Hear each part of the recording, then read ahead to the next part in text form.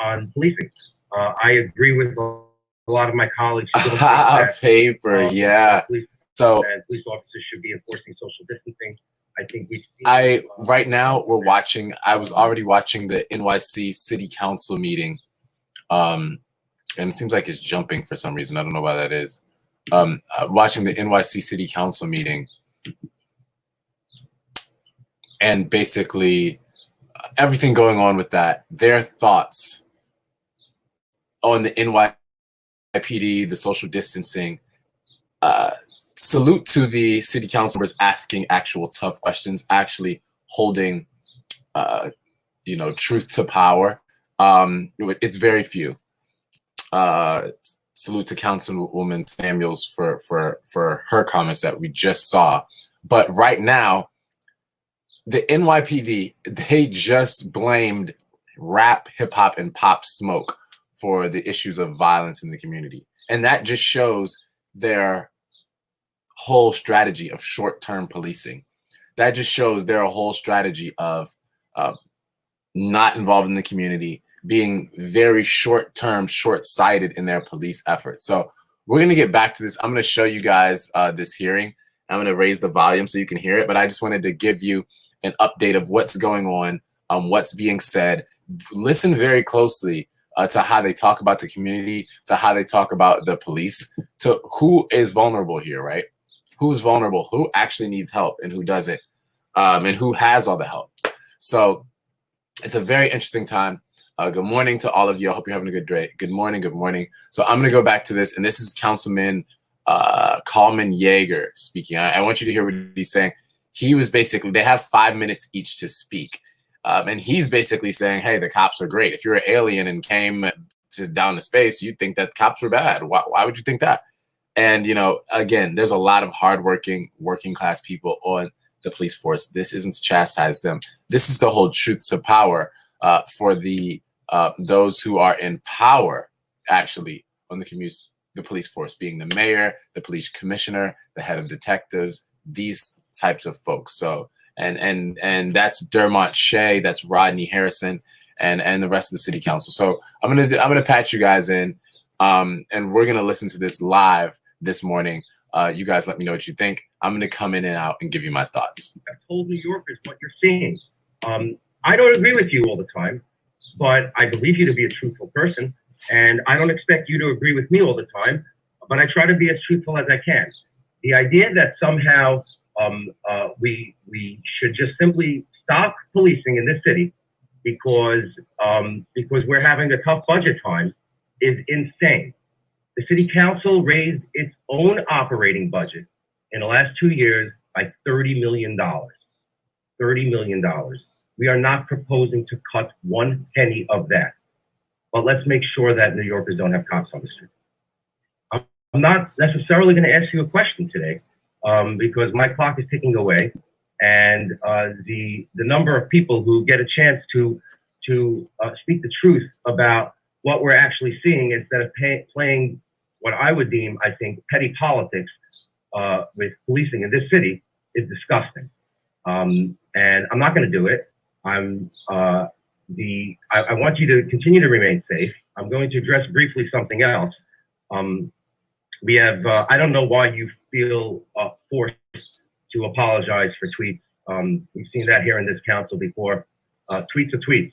And unless it's your tweet, it ought not be your job to apologize for it. So you can stand down on that as far as I'm concerned. You don't have an obligation to do that in any way. I would also say that the interaction that I saw— This is upsetting me.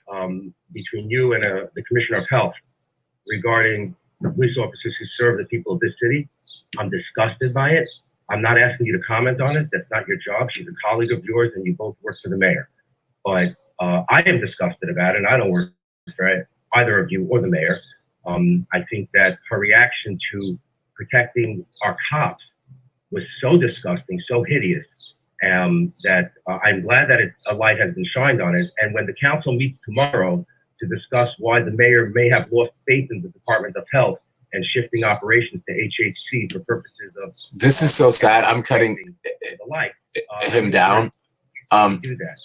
Chair, I thank you for your time. He's used his time, Councilman Yeager, and I've met this person in person and wasn't a very pleasant person when I met them. It kind of gave me the cold shoulder and maybe didn't know what to think when you meet Paperboy for the first time. I must say that I disagree with the mischaracterization of the way in which I've conducted the hearing. I don't feel that we were prejudiced in any way or sought we've given him. Yeah, I feel like this is just, you can just tell. This is very, very, you can tell who's getting paid by cops. You can tell who is there and who they're there to protect. You know, they're pushing back on it saying, oh, people don't want more policing when the issue isn't wanting more policing. I want you guys to hear what she's saying, Alika Ampry Samuel. She has a lot of good things to say, so let's hear what she's saying. Highlight 3 budget issues. So all 3 of my questions were related to the budget. And I just wanted that to be clear. And there was no, and sometimes it gets lost when we hear a lot of other stuff and not calling it a stall tactic at all. You know, I do appreciate the report out, Harrison, but I just wanted to make it known and clear that all 3 of my questions were budget related and that we can have a separate brief about the violence in my community and what we can do together.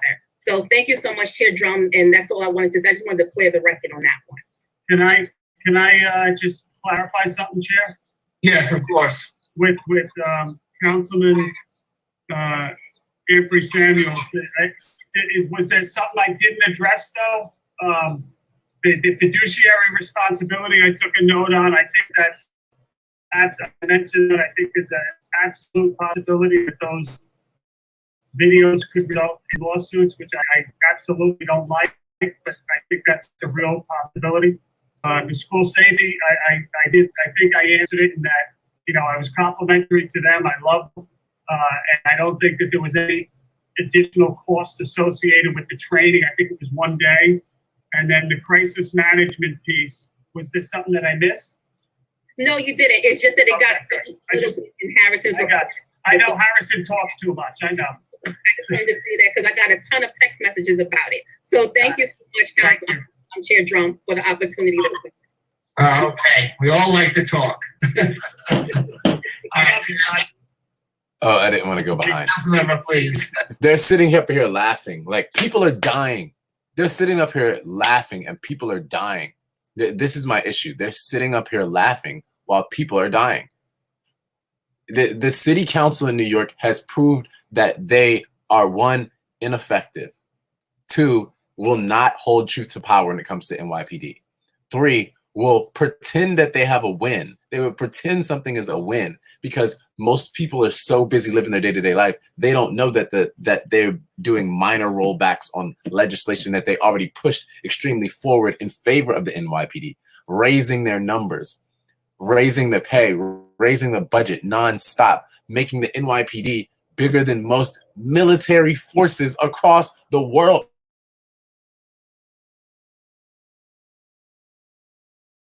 In most military forces, that has little to no oversight, that the commissioner never gets held to the fire, and that keeps overstepping and then continually over polices brown communities, black communities, and pits communities against each other, which in New York, these minority communities are actually the majority. So let's go back to the city council meeting and hear what this is Brad has to say. Healthcare, housing, the economy, politics, it's sure not unique to policing. But since policing involves the use of force and incarceration, are especially visible and problematic, and it divides us when we so need to be facing this devastation. Is forcing us to cut our summer youth programs, our school fund.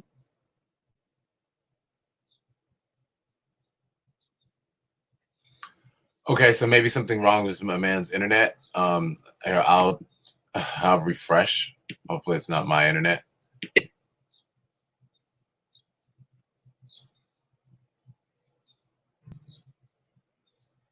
Okay, let's see. So anyway, in the meantime, while we're waiting for that to pop back up. Citizens Budget Commission shows police officer hiring has a greater budget impact than most other city employees. salary is, but that salary goes up as it should. Yes, James Wood, thank you. You say Paperboy politics, and it requires a higher pension if you want to make contribution, change. as we've decided is appropriate. But that's why, as we look agree. to restore cuts to summer youth and education programs, I believe we have to extend the hiring freeze to the NYPD. Now, I know you don't share that perspective, as you said. I agree, James Wood, and that's why. Do you agree that the that's- COVID crisis? That's why we dropped the Hop the Train song. That's why I dropped cancel rent, cancel mortgages, utilities, and that's why I'm also dropping fun songs. That's why I'm dropping, funny songs. I got a lot of stuff coming. We got Tiger King Queen dropping. We got a kid song dropping right now. Actually, while I'm on this live, I'm gonna drop that song. So, yeah, let's hear what the police commissioner is gonna say. Again, we're spreading love. We're bringing awareness. We're using both. We're using the art and the music to bring awareness. We're using the politics to bring to make it more democratic. So, let's get to it. Oops, I skipped too far back. So I have to refresh again. I skipped too far back. All right, here we go. People quickly, unfortunately, reverted to panic and what could go wrong, and I can't get supplies, and it's very interesting to me, and it's not lost on me how quickly we revert to basic instincts at a terrible time like this. What's the best way to keep people safe?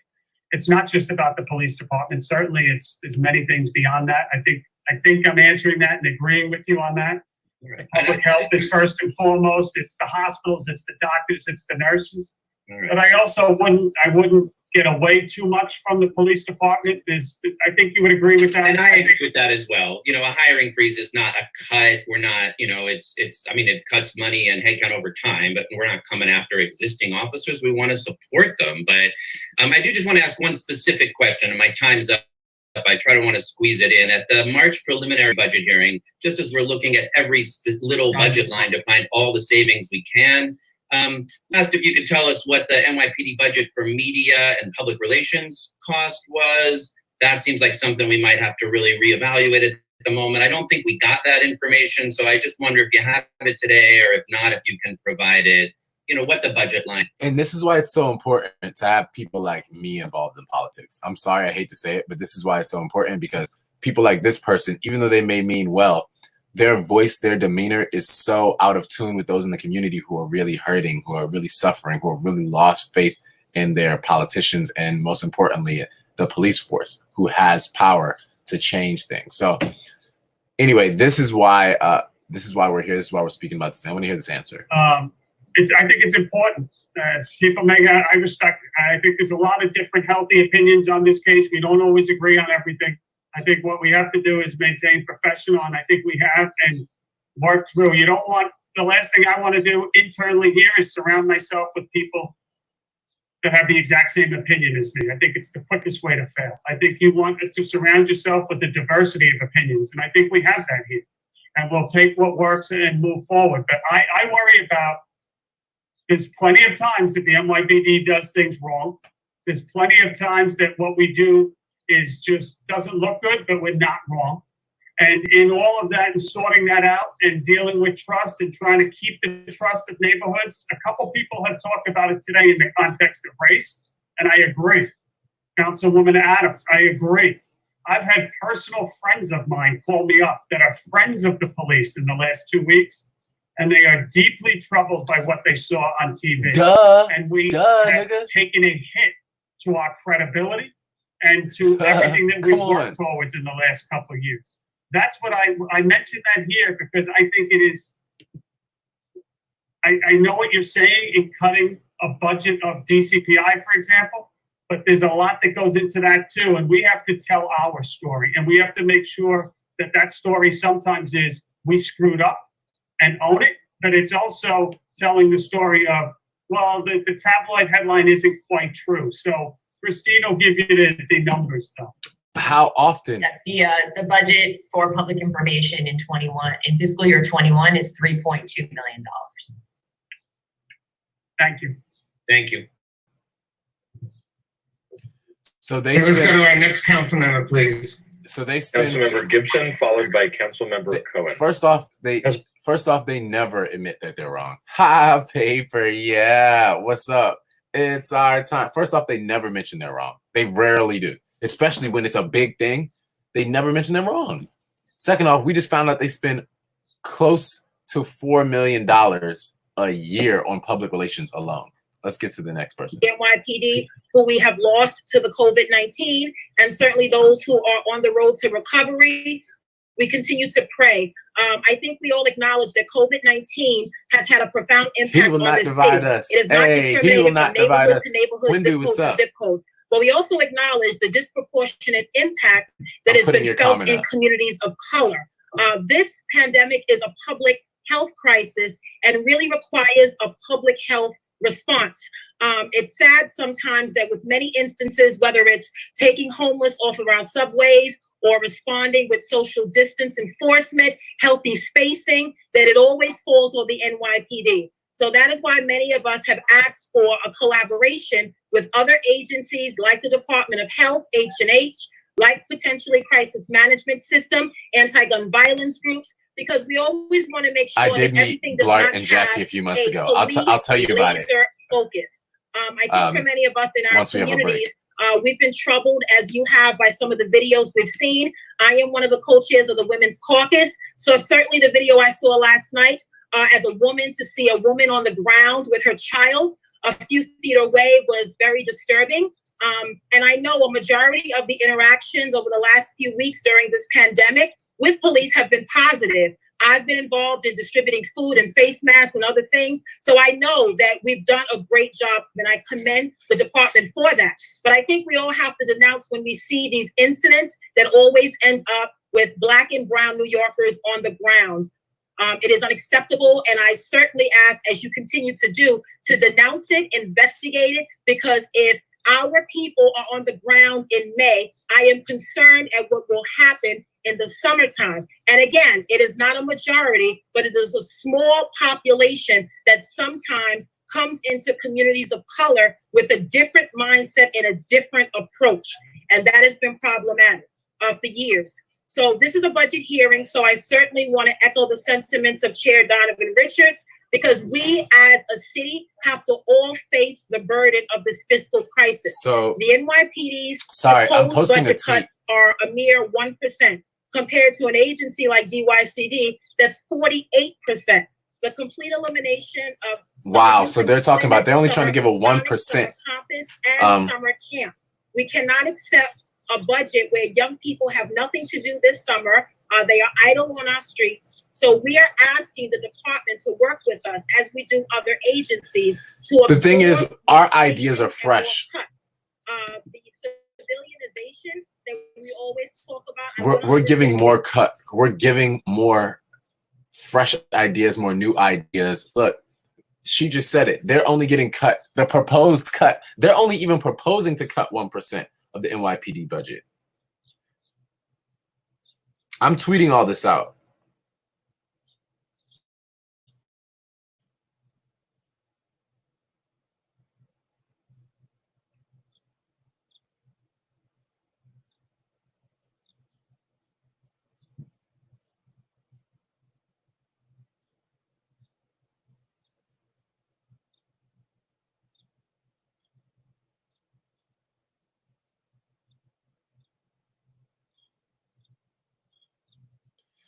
Also, my phone gives me automatic typos, so they're only proposing to cut barely 1%.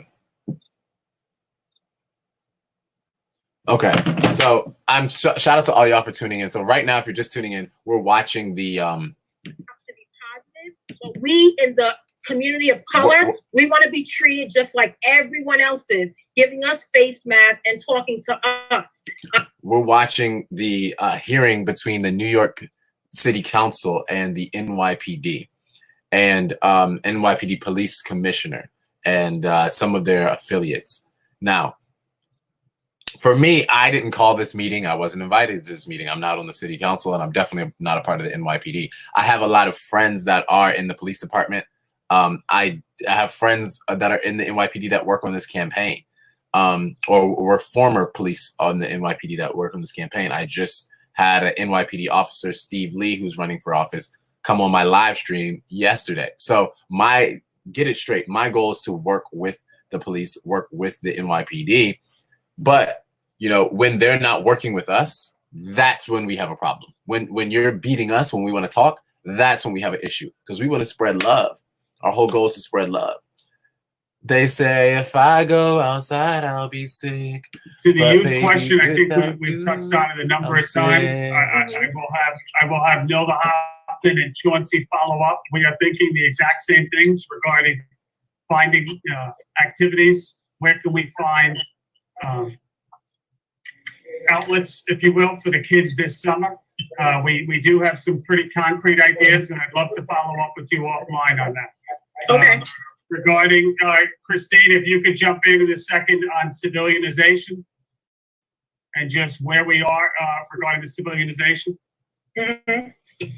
Yeah, so council member, as you're aware, we have identified 368 positions that if we were to receive civilian headcount, we do believe we can civilianize those positions at this point in time. It has been an ongoing dialogue with OMB, but given the fiscal situation. We need just more innovative ways for the NYPD to deal with citizens. And it just has to be like, you need people with less egos. You need to have like, the only way I want to actually expand police funding, if it was one thing done, I would give them another $500 million if this one thing was done. And that is take away guns from all police, make it illegal to hit any person, to use force against any person,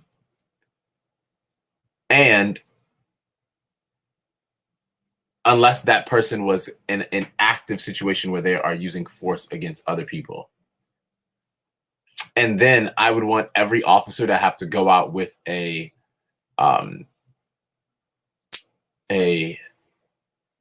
mental health expert. Every officer should have to go out with a mental health expert. Every officer should have to go out with a mental health expert that has more authorities than them.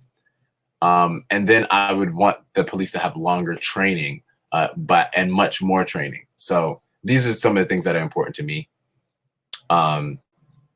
Let's continue and hear what they're saying.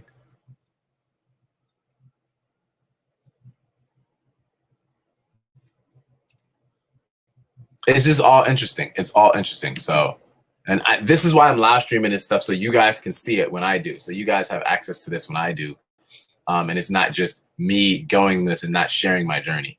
So it gets better in July and August and September. What you think crime levels are going to be like? What is compliance with social? You're in the social distancing business, whether you should be or not. I guess we'll discuss at the next hearing.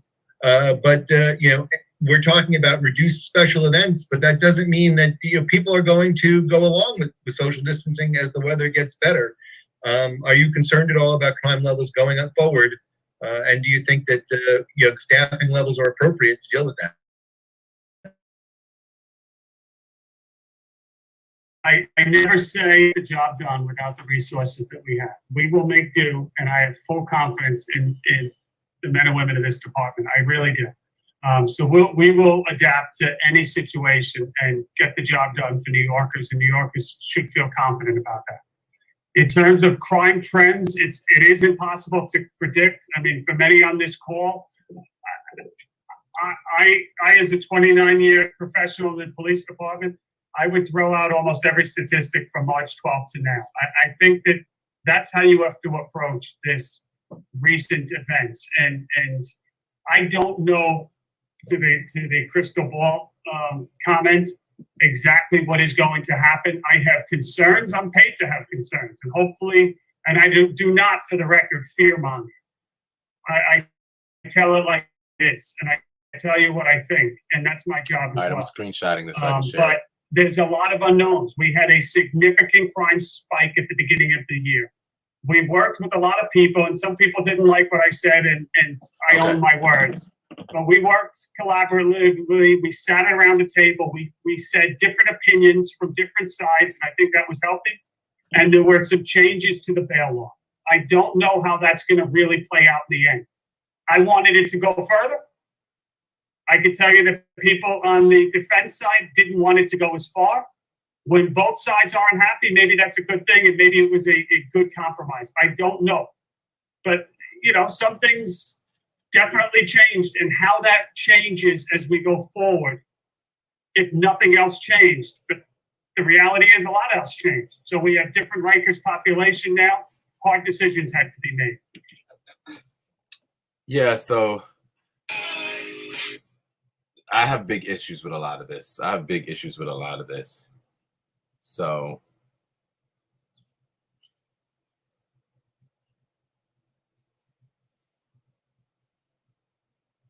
I'm going to be honest, I got big issues with a lot of this stuff.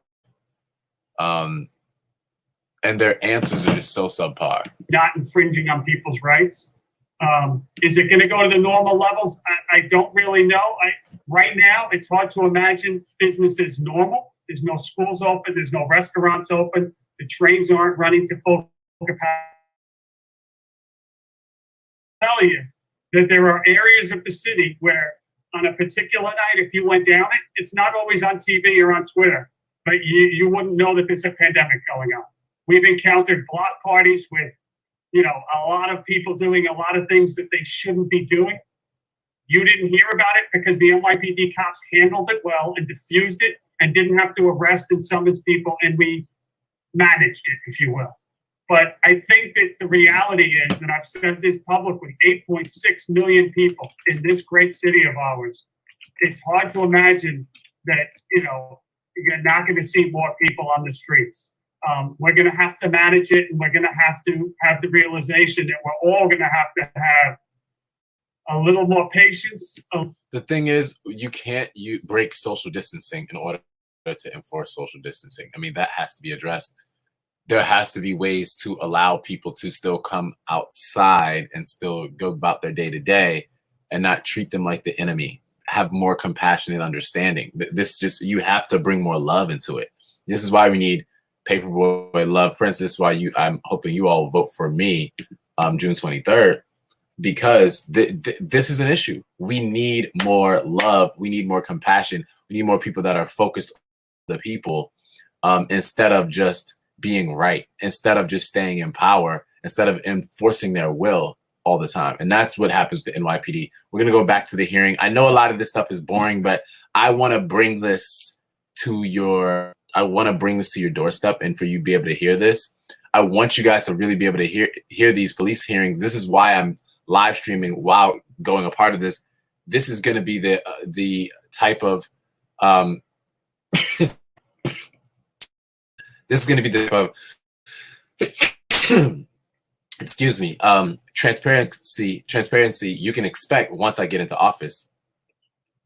Is we're gonna go to these meetings, and I'm streaming for you so you guys can see and get educated and see how they talk about you when you're not around.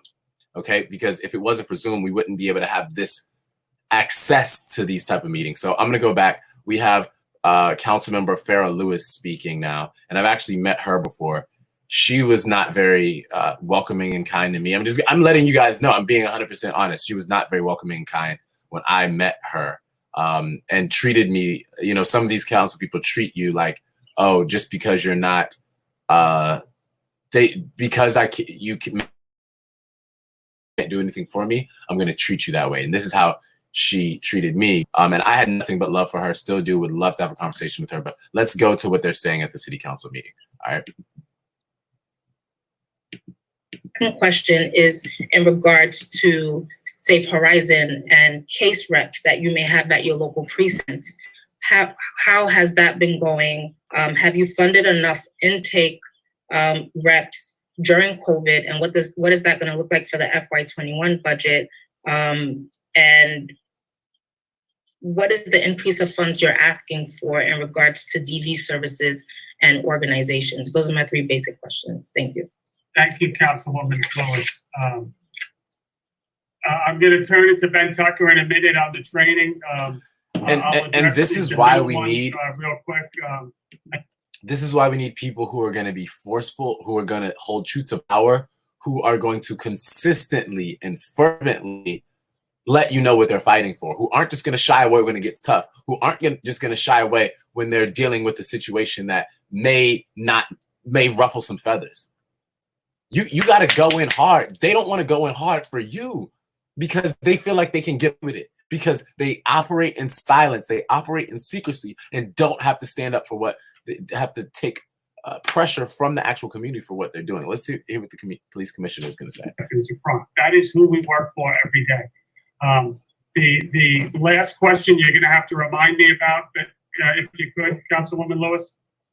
The training was the first one, then Safe Horizons. What was the last one? Well, who's training your officers, and would you consider MWBE vendors?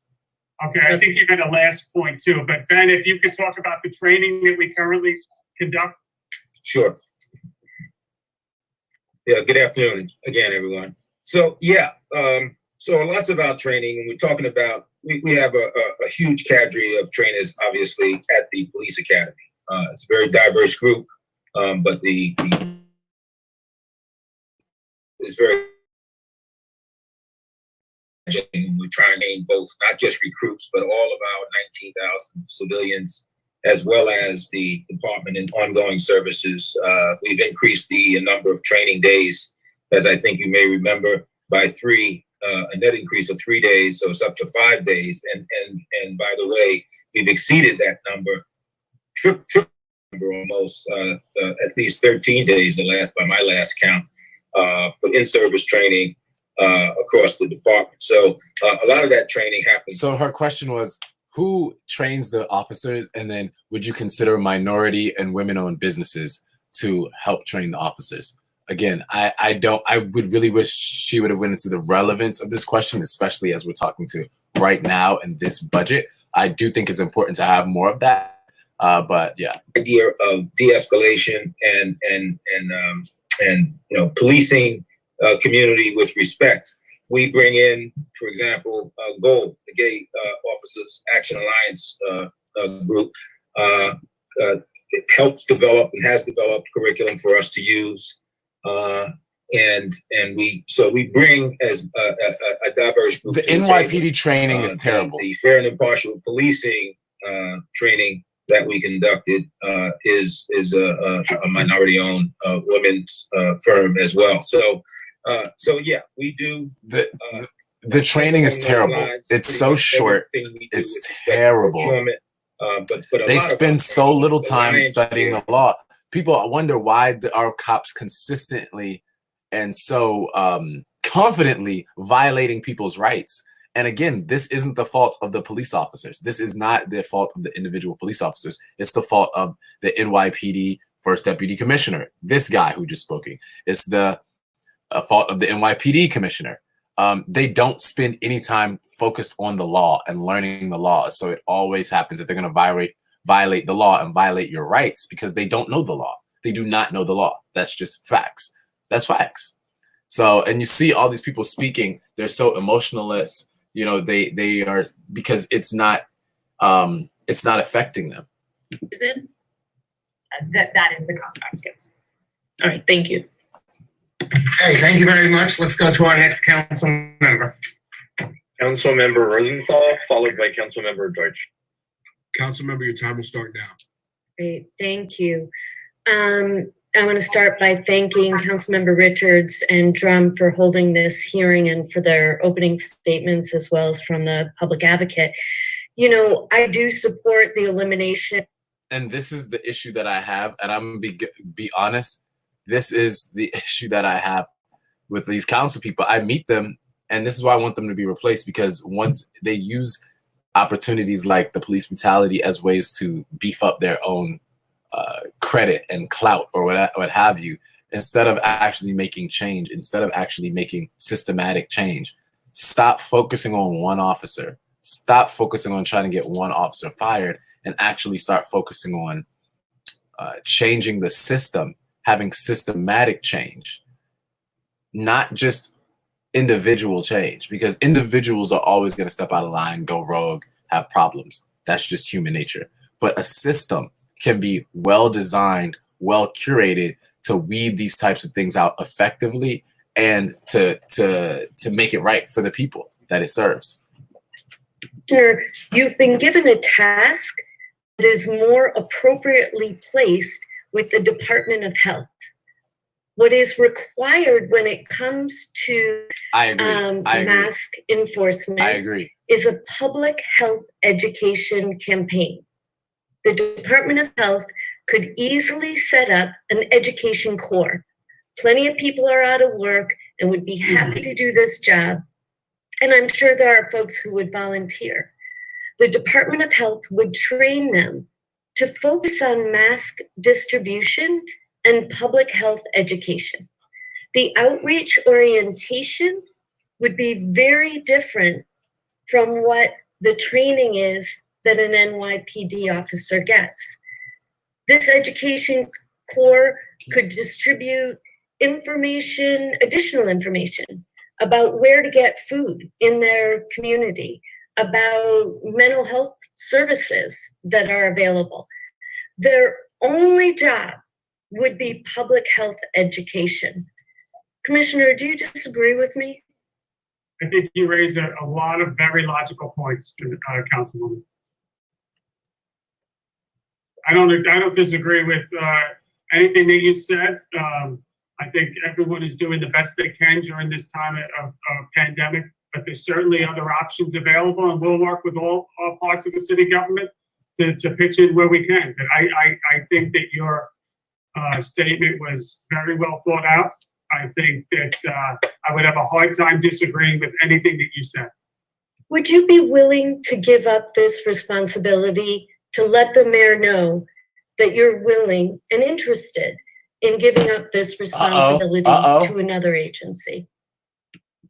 We are going to do yes or no. Anything that we are called upon to do to keep people safe. We're not arresting people for wearing masks, but I do understand there's been a couple bad incidents. Yesterday evening's incident deeply troubled me. It really bothered me. Only the incidents that happen to be caught on video. Right. So what I'm saying is, given the predicament today, and given the fact that summer is coming along, and given the experience to date and the current image of the NYPD, would you be willing to pick up the phone, call the mayor, and say, thank you for following up. My agency is not equipped to do this work? I think that's going a little too far on that one. So no, they wouldn't. And, well, I would just say that we are asked to health education corps. Yeah, I mean, we are certainly willing to work with many other agencies than we do on a daily basis. You look at what we're doing and what we're asked to do in the transit system in the last couple of weeks. Well, I'm glad you brought that up. Yep. The ratio of 5 officers to 1 homeless outreach worker, from my both experience being out on the streets with homeless outreach workers and having talked to them, was 180 degrees off. There was no intent of violence from the vast majority of the homeless people. Why wouldn't you, as a commissioner, say, my officers are not homeless outreach workers? Why don't we switch the ratio to 5 homeless outreach workers to 1 PD? And that is why I'm comfortable as a member of the budget negotiating team to argue for fewer academy classes for the upcoming year. Thank you. We're going to have to move on. Thank you. Okay, we're going to go to our next council member for questions. Councilmember Deutsch, followed by Councilmember Barron. Oh, it's going to be good. Charles Barron. I'm excited to see Charles Barron in a second. But I really liked what Helen Rosenthal said as far as that council member, as far as saying, hey, you're not equipped to do this job. Will you relinquish that responsibility and let the health department or a more suitable agency take over? Because, yeah, you guys aren't health. That's the thing. The police department, we treat them like they're experts in everything. They're not. They're really not experts in anything except beating people up. And it's because they haven't had any training. They spent more time watching, movies and TV shows and cop shows than they have actually getting trained as a cop. That's not something I made up. That's fact. The cop training is so small. So especially in New York City. So I don't agree with making it less training time. We need more training, but we need to be strategic in what we use the cops for. And we need to find ways to dwindle our police force, not engorge it. Because at a certain time now, if you live in New York, you know this is a police state. Everywhere you go, the police are there. They're watching you. They're telling you what to do. They have cameras watching you if it's not a cop there. That doesn't, especially in communities where they haven't been doing a good job to help people feel safe and be safe, that doesn't inspire us to trust them anymore. It doesn't inspire us. They've tried things. They've tried putting a woman out there. They've tried putting a black person in a cop outfit. That doesn't help us feel more safe. It doesn't. What helps us feel more safe is when you guys admit when you're wrong, when you quickly deal with the officers. If it is a bad apple, then you deal with that bad apple the way that we deal with bad apples in real life. And, you make strong efforts to not do these things, to not target people, to not put people on lists, to not treat people like criminals, and to uphold the Constitution of the United States and make sure that we are innocent until proven guilty, not treating us like we are guilty as soon as we have an interaction with a police officer. And that is the issues that I have. Let's go to this council member and see what they're saying. What they need to tell individuals when they make phone calls to, or they visit later on once this pandemic makes it safe for them. Thank you, Councilman. I'm going to ask in a second, Chief Joel Fausto to just talk about the auxiliaries. If Fausto, you could unmute. I spoke about it earlier, the decisions I made personally regarding auxiliary force. Councilman Deutsch. We've also, though, we don't make a decision and forget about it. We're constantly reevaluating. Just this week, we're looking again at the auxiliaries. Is it safe? Is there ways that we could use them? It's a little different than what you were mentioning, and I will take that up under consideration. But we are, it's a volunteer force that we're now going to reach out to and really ask if any are willing to come in, and does that make sense based on age and pre-existing medical conditions and things of that nature, but maybe to work within parks or things of that nature. So Fausto, if you could jump in.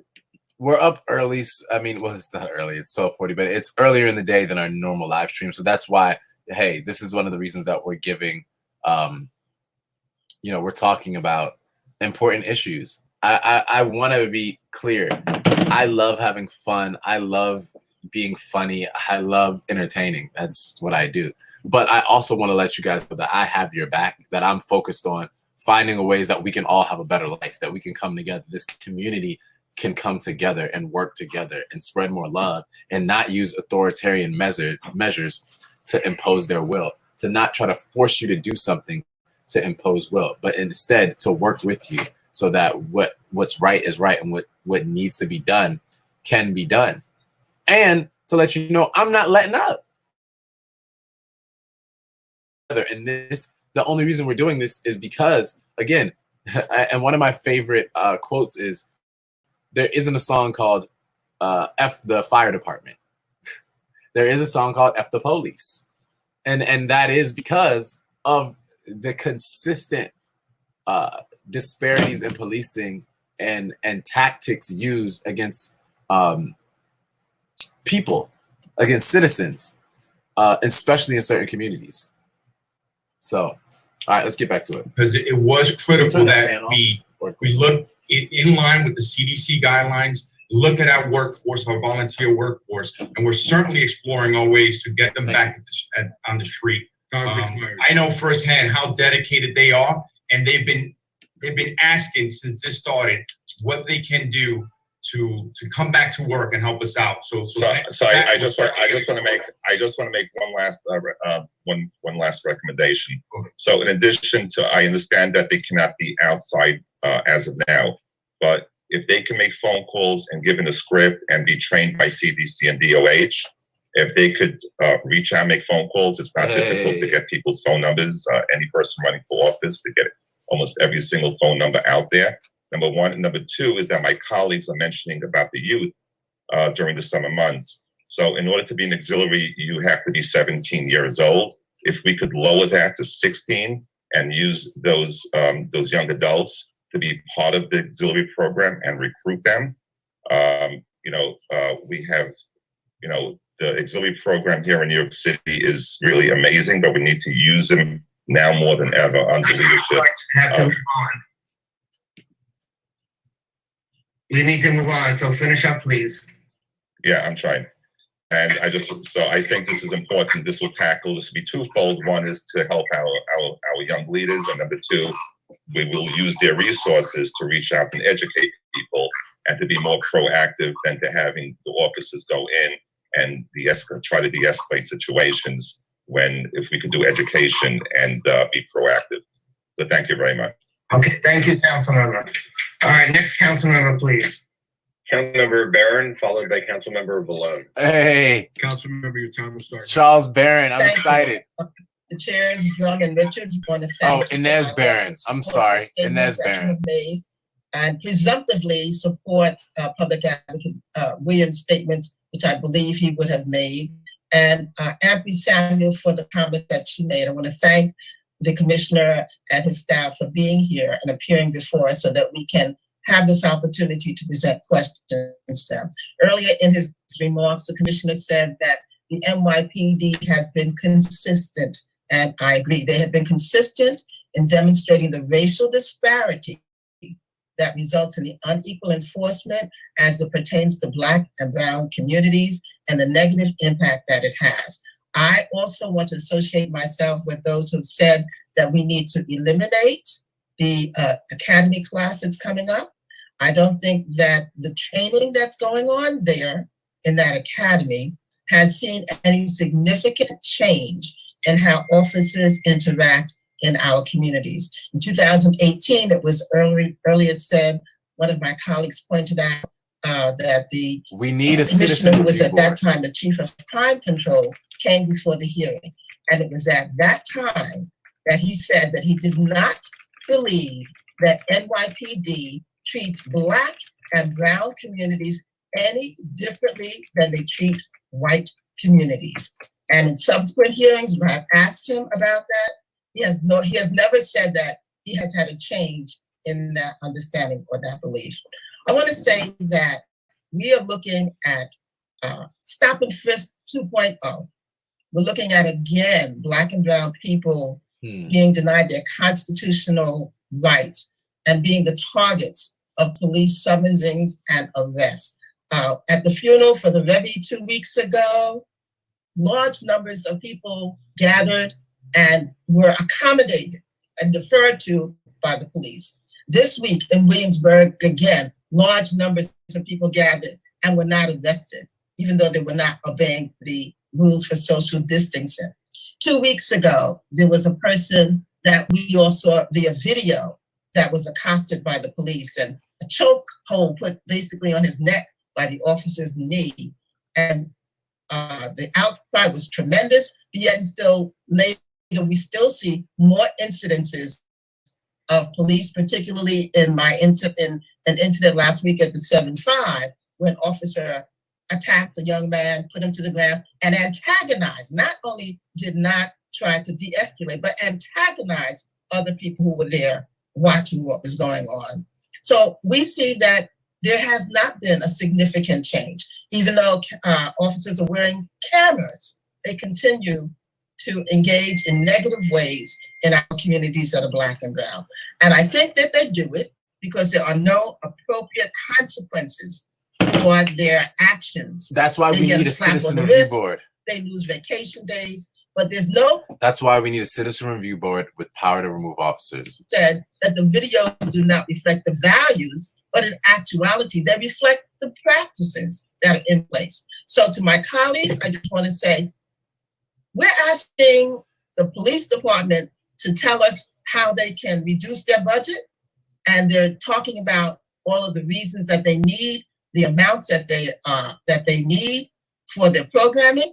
And I say to my colleagues, we have the ability to make the changes and to make sure that the budget reflects how we want to see the money that is spent, how we want to make sure that our children are given opportunities during the summer. We have that ability. And one more incident that I want to cite was the most recent incident where the woman in the train station was arrested because she wasn't wearing her mask properly in front of her child, similarly to what happened to Jasmine Headley. So to my colleagues, I say, we have the ability to make sure that what we want to see that reflects the values in our community reflected in the budget. Yo. Thank you, Mr. Chair. Thank you, Raymond. We're going to win. Trust me, we're going to win this election. Thank you. Next council member, please. Councilmember Valone, followed by Councilmember Miller, please. So I enjoyed hearing from Inez Barron. She spoke truth to power. All facts. All facts.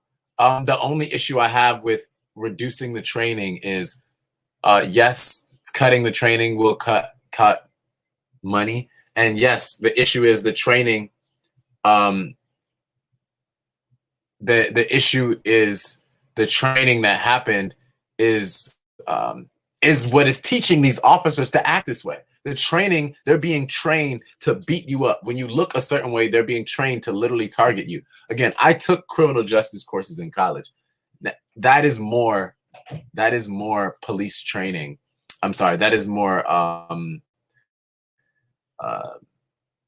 criminal justice training than the average police officer gets. I took as far as on these subjects.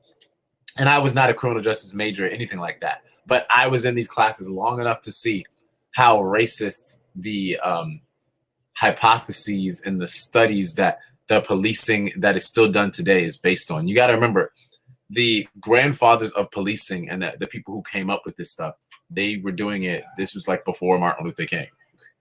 This was like before Malcolm X. By like 40 years, we're talking the early 1900s. And they have very little, there's been very little changes since then. Why am I saying that? I'm saying that to say that they're not actually studying how they can get better. In fact, the training is based on racism. It flat out. If you read some of the stuff, there's some of these books where they talk about how to train officers and how to pinpoint a subject or a criminal. They'll talk about the shape of their nose, the shape of their lips, their skin color, all of these things. This is how you know somebody's a criminal. First off, this is America. First off, we have something called the Constitution. First off, it says we are innocent until proven guilty. I'm not going to let you turn into an authoritarian, because once you allow them to take these little steps and taking away your freedom, taking away your dignity, all of that does is make it easier to push those things further and further forward so you have no rights left. That's why we have to check this. That's why I'm so adamant when I see racism against a white person. I see racism, and this is state-sanctioned racism. I'm not just talking about person to person, even though that's wrong too. I'm talking about state-sanctioned racism, state-sanctioned brutality against a white person, against a brown person, against an Asian person, against a black person. Because once it starts happening, it makes it easier for it to happen over and over again. And a lot of countries put up with this. There's a lot of cocktails, riot happening when the state is using its power and our money, when the state is using its power and our money to fight against us. That is unacceptable. That is unacceptable. We can't stand for state-sanctioned brutality and racism. So let's go back to the hearing and hear what they're saying. I know I went on a rant there, but I enjoyed. Yes, Flash, what's up? Yes, I enjoyed what Inez Barron had to say. And but the thing is, a lot of politicians are good at words and they're not good at actions. They're also not good at being, and this isn't a critique of her necessarily, just in general, they're not good at, because she has had a lot of actions over the years. But they're not good at actions and consistent action to let the public know and be aware of these things happening. Again, I wish that I'm running for office and I wasn't fully aware that this hearing was happening today and how to access it. And I know many of the most affected by these policies aren't aware either. So we have to have people that are going to do things like this, live stream it for you, and to remind you that it's going on. All right, let's get back to it. To be there. So can you, and my last point will be, on an average year, how many officers do we lose? So when our chairs, Donovan Richards and Danny Drum, how many officers do we lose through attrition and retirement or disability every year on an average? Not the exact number. Is it 10, 20, 1,000? Yeah, on the average, I'm going to say it's about 2,000, but Marty Morales, our chief of personnel. Marty, you there on mute? Is that about right, Marty? About 2,000? So every year right now this year we have 827 year to date. Last year, yes, it was about 2,200. The year before that was about 1,800. It's about 5 to 6% of our workforce that we lose to attrition. And do the academy class size reflect the replacement of that number, or does it shift year to year? The academy class hires do time's expired. Catch up with the attrition. Yeah, so the NYPD, while I think they mean are trying to be more transparent, it's only showing how out of touch they are and how they're doing things to the people. They're not doing things with the people. They're working on the people. They're not working for the people. Again, somewhere in this country, we've gotten it confused to make it think that we work for the cops, that we owe them something. No, sir, you work for me. You work for me. And that is not to be rude in any type of way. That's just to state facts. Team. I want to be succinct in the messaging because there's been a lot of things said, but as the co-chair of the Black, Latino, and Asian Caucus, I want to echo the sentiments of the members that have come before. I want them to let's hear it. Let's hear it. Let's really hear it. About unilaterally come for the commissioner's jobs. Budget that continues with the current 1%. Cut from the police department, which continues to perpetuate the inequities that we are seeing. Remind you, this whole meeting, this meeting has been going on for hours. This whole hearing is about cutting 1%, barely 1% of the NYPD's budget. This is about cutting barely 1% of their budget. Mind you, they spend over close to $4 million. They spend close to $4 million just on PR a year. Their budget is over $600 million. I hope I'm quoting that right, but I believe it's over $600 million a year. It will tell you about individuals, it will tell you about agencies, and it will tell you about institutions. And therein lies the conversation that we have been having today, that we think that the by virtue of COVID, what we've seen has been certain disparities within communities of color. And that remains relevant. But I do want to talk about the budget as we move forward. There's been a lot of talk about the workforce. There's been a lot of talk about the next class and attrition and so forth. I think that unless we are seeing from the police department, as we have seen in other agencies, really line by line budget items and more transparency about the services that are getting delivered and potentially services that are being cut, the conversation is disingenuous at best. When we start talking about how many officers are being needed and that we'll have a catastrophic they get delivered and how the city would suffer.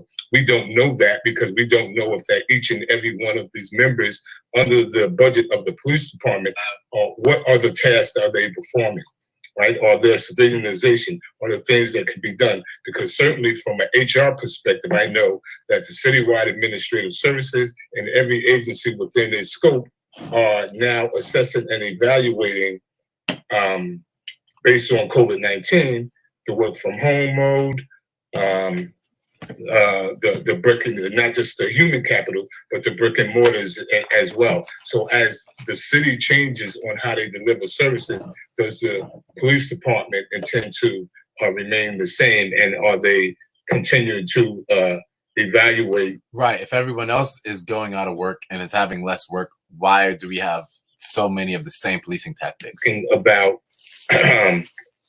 what the actual costs are overtime and what the actual course of the next class would be, without saying whether or not it is specific to the postponement of some of the large activities that are happening, and or is it attributed to police officers doing work outside of their prescribed task and title, and or what does that look like? And the actual course of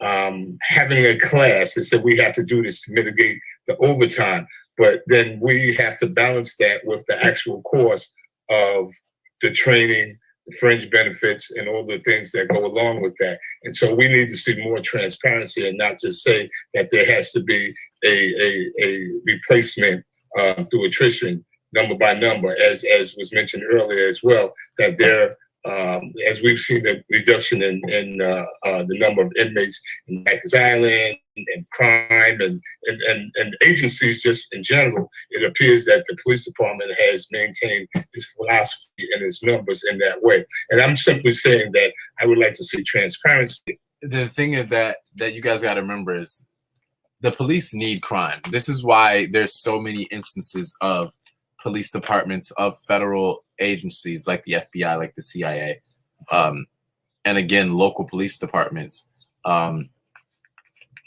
and just rogue officers. Not even saying this is always some big grand conspiracy thing, but even rogue officers planting drugs, embellishing crimes, adding on to crimes, because again, the police need crime to stay in business. The same way how,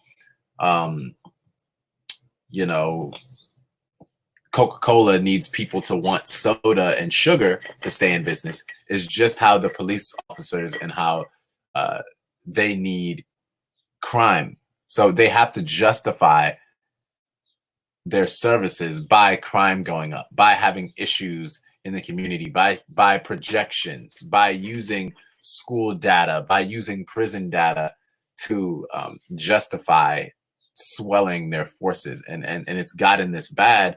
And, it's because of the lack of innovative ideas, because of the lack of creativity. And honestly, the city council is a big part to blame for that. The mayor is a big part to blame. Because of lack of creativity, we've used the police as a catch-all, as a Swiss Army knife, if you will, for any issue. And so whenever something's an issue, we go straight to the police, when there can be other agencies, other things created that aren't a force that can still have a great effect and do much better and make the people actually much safer. But again, the police wants all that money, all that power, and that's why we continue to do it this way. And there's a lack of creativity. So we have to foster situations where people can actually have creative ideas and come up with these things. All right, let's get back to the city council meeting. Okay, thank you. Thank you, council member. Commissioner, do you need to leave? Or if can somebody, if you do, can somebody speak? Let's go 5 minutes. And I was budgeted to 12. I pushed off a couple things. So let's get, if there's one or two that you'll finish up with, and I'll keep some of my Come staff. on, Commissioner. You can stay an extra half an hour. Where you gotta go? I stayed there already. every no, you didn't. You budgeted to one. Half an hour. And apparently the budget is for money and not something. Half an hour. Where do you gotta go? Right. Right. Where Let's do you move have on quickly, and let me remind council members to please ask questions and hold the statements. Let's move Where on. do you have Next to council go? member, What's please. more important than talking about Councilmember Grodenchik, followed your by issues Councilmember Cabrera, that you've please. been doing in the community? Time to start now. What's more important than talking about how you've beaten up the community and how we're going to deal with that and having it in a public way? And for all the work that your department does. I just want to ask this question. How much money does it spend? How much money do you spend to prepare a class? I know that you do extensive background and all that kind of stuff. What does that cost the city before these young people even enter the department? Hey, Marty or Christine, if you'd like to, that's a good question. Marty, can you just detail some of the applicant investigation and steps and Christine, you can, I just need a quick answer. Is it $1 million? Is it 5? Is it, I know it's, I could go through the process, but I don't have the dollar amount of what it costs. if you could get back to me, Chief Morales, I would appreciate that. Good to see you as always. Good to see you again from the hood. Secondly, with relation to the class,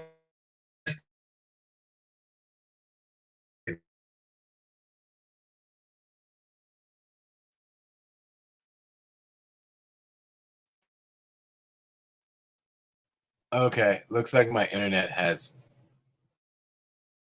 to graduate Queens College and his. I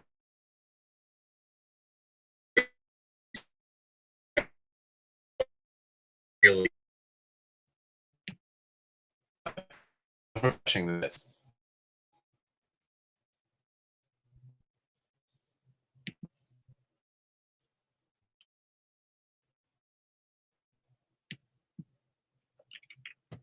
I'm gonna get it back. I think so. Like the question was getting.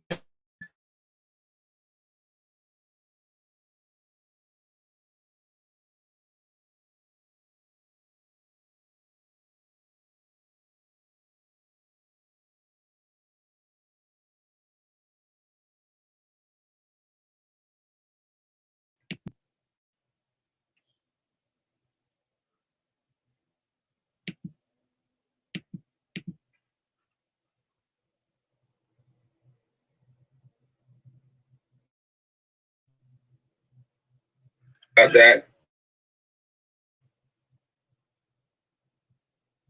Okay, so the But we've worked out a plan. If we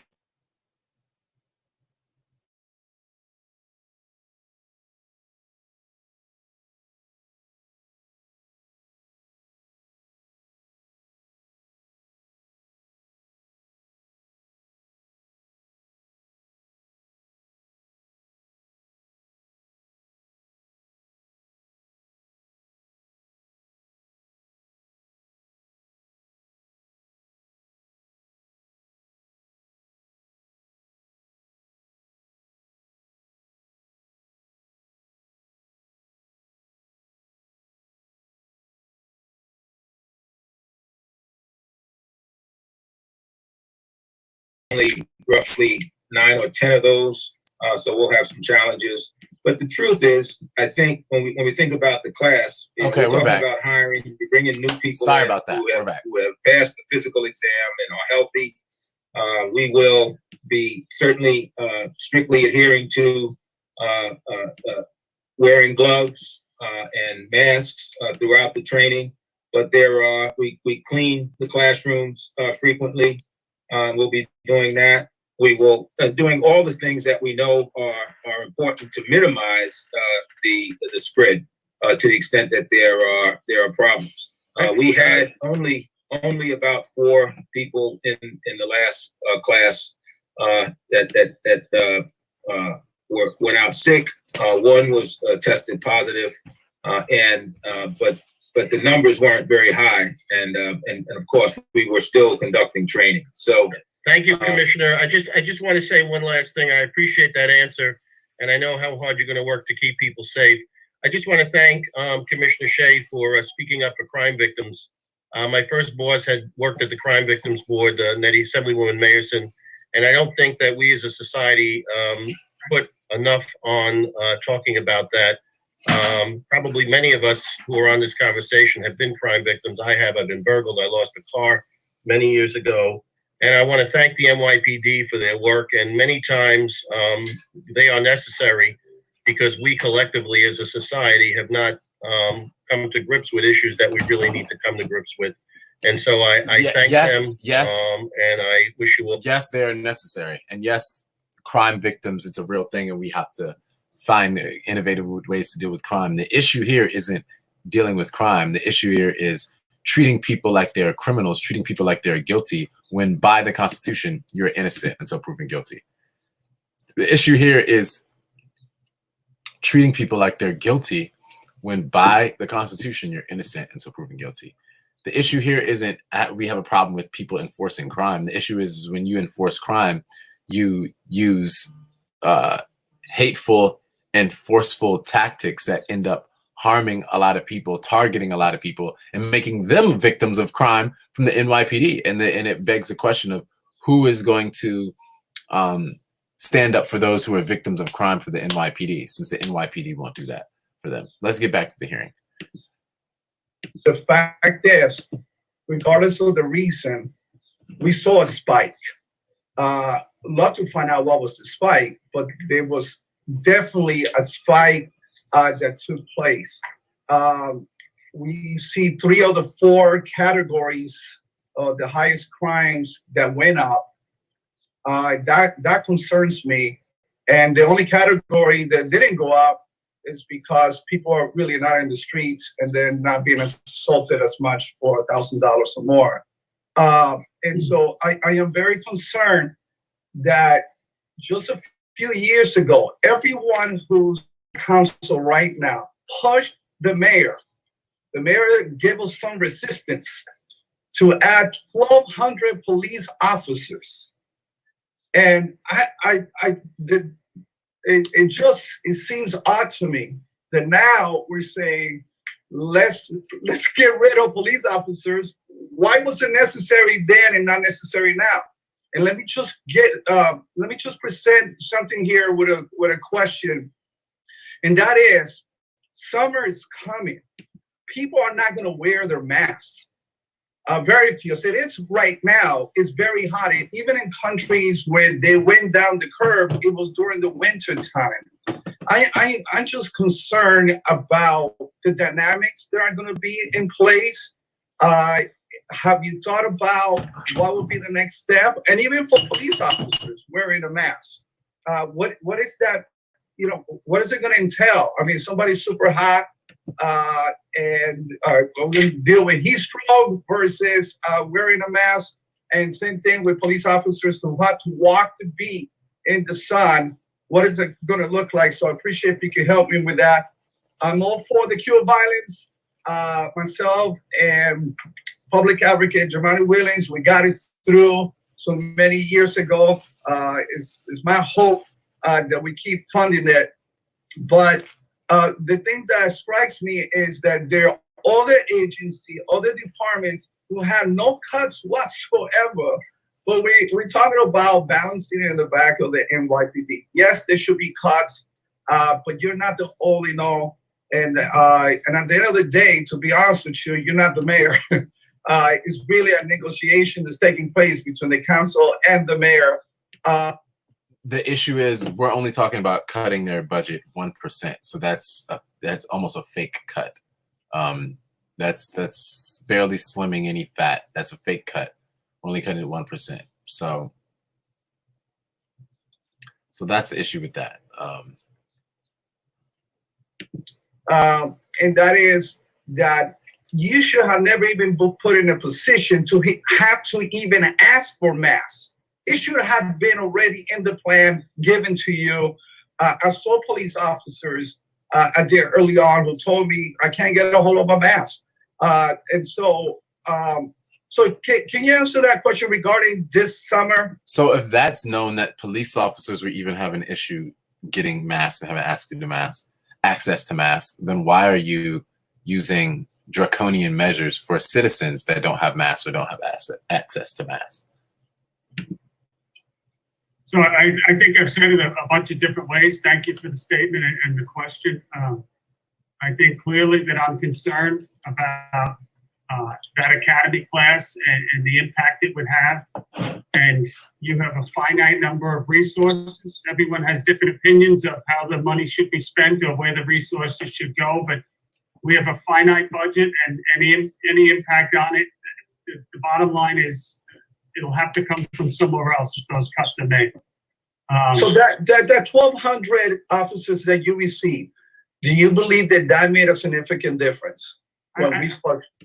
Yeah, I absolutely do, and I thank you for that effort, the whole council and the mayor. I mean, that was a decision a couple of years ago that it really gave us a shot in the arm, more money, more resources, and we've had some of the best crime years that we've ever seen in New York City, with the lowest arrests and too. And let me just say, you know, you look at the last couple of years in New York City and what has been put on the NYPD, and we're not asking for it, but we're certainly rising to take it, the challenge, and whether it. But again, you still haven't addressed treating people like they're guilty when they're innocent. Also, something I want to raise while I still have it's on the top of my mind. The only reason we know about these incidents going on with the NYPD is not because they told us, but because videos had to go viral and get hundreds of thousands, and in a lot of cases, millions of views before there was any speech about it from the mayor, the city council, or the police and police commissioners.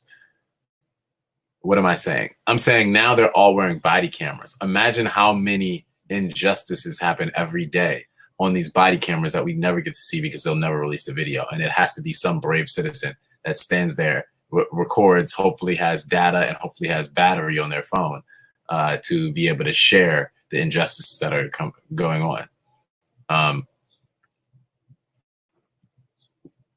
Cabrera, remember that was neighborhood policing. That was given so that we can give our cops more time out on the streets to get to know the people. Time away from 911.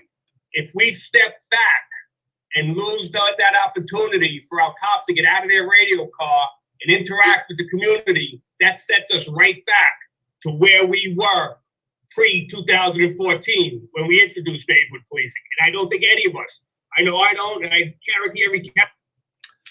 Okay, I'm just not a fan. But I'm glad we got to do some of this here on live. You guys got to see what these city council meetings are like.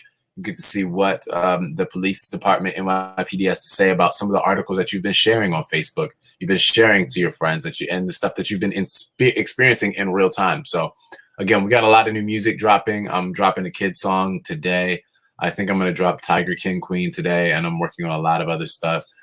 Info on how you can vote for Paperboy Prince, how you can join our campaign, and so many other things. I really need your help. So anything that you can do, please do that to help us and reach out and let us know. I'm super excited, and we got a lot more coming. So, and if you guys hear of any community board meetings, any hearings, any neighborhood watch things, tenant association meetings, city council meetings, congressional hearings that are live streamed or that you want to hear my thoughts on, or you would like me to attend, I will do that. And I've already shown that every chance I have, I'll hop on and I'll share my thoughts with you, and we can have some type of feedback and, talk about transparency to make this process more democratic and let people know what's going on. And I know I love having fun and going crazy. So of course we're going to do that as well. But sometimes when stuff is serious and needs to be focused on, that's what we're going to do. All right, one love. Paper, yeah. It's our time. I love you. You're so amazing. We're going to change the world together. Paper, yeah. Paper, yeah. Thank you all so much. I love you. June 23rd, that's my day. June 14th, that's the last day to register to vote. June 23rd, that's the day you can vote for me. I love you so much. Paper, yeah. It's our time. All right, one love. One love. Let me see who this last person is they're bringing up. If it's somebody good. Let's see. Reiterate what my colleagues have said, and I just want to be on record as saying that I also do not condone the unnecessary use of force in recent arrests that we have seen play out on social media. But I wanted to recognize the hard work of our local police precincts. I have actually been working hand in hand with my precincts, and I have seen how diligently, they've worked to address food insecurity in our communities. I've had police officers, serving meals to our most vulnerable. The thing is, that's their job. That is their job. Their job is to do that. So I'm sorry, when you're a public servant, you don't get a pat on the back for doing your job. You do get held to the fire by using the state's power to do state-sanctioned brutality, state-sanctioned just negativity and violence. So this is not what we're going to stand for. I already ended this video, and I'm gonna end it now. You guys, if you want to have the actual link to the hearing, it is nyccouncil.nyc.gov/livestream. So I'll post that comment in the chat right now, so you guys can all see that. If you want to go and watch it yourself, I'm gonna hop off and watch some of this. But I did want to take some time to stream it so you guys can see it. We'll talk more soon.